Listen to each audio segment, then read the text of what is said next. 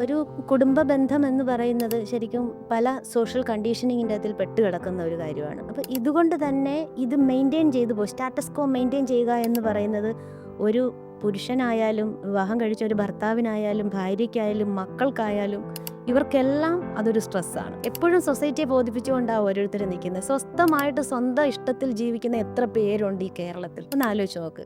സ്വന്തം ഹാപ്പിനെസ്സിന് വില കൊടുത്ത് അവനവൻ ഇഷ്ടമുള്ള തരത്തിൽ ഭക്ഷണം കഴിച്ച് വസ്ത്രം ധരിച്ച് ഇഷ്ടമുള്ള സ്ഥലത്തേക്ക് യാത്രയും ചെയ്ത് തോന്നിയ പോലെ ജീവിക്കുന്ന എത്ര പേരാണ് നമ്മുടെ ഈ കേരളത്തിലുള്ളത്?